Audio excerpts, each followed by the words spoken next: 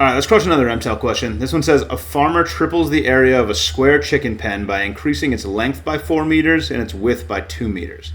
Which of the following equations could be a step in the process of finding x, the side length of the original pen? It's a tricky question here. Let's model this situation. So initially we've got a square pen. So let's make a square. They're telling us that each side length is x. So we got x on top, x on the side. But then what's happening is we're adding 4 to its width.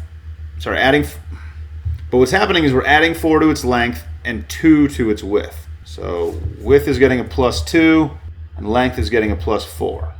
So if we model both of those situations, the first one was just x times x, and we can say that equals the area. And then the question is also telling us that the area triples after this happens, after we add 2 to one dimension and 4 to the other dimension. So area is just length times width. So we can say our original area, it was x times x, and that equals our A, our area. And then our second equation would be the two side lengths, so x plus 2 times x plus 4, and that would equal 3 times a, so 3a.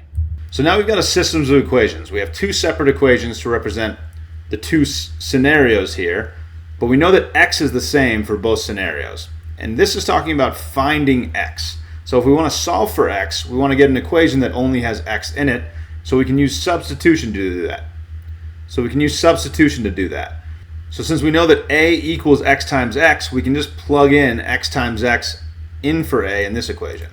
So I'll take a and plug in x times x is just x squared.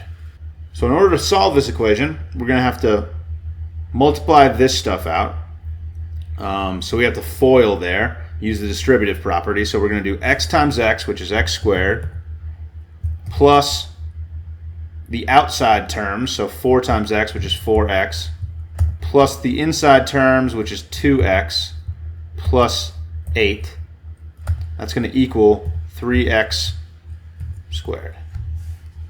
I'm noticing that all of the x squared terms are positive in all of the answers. So I was thinking about just subtracting this over, but I'm noticing that if I subtract this over, then this is going to become negative. So it might be better to subtract this whole side of the equation over to this side of the equation. So first I'm going to combine like terms on this side of the equation. So I'm going to get x squared plus 6x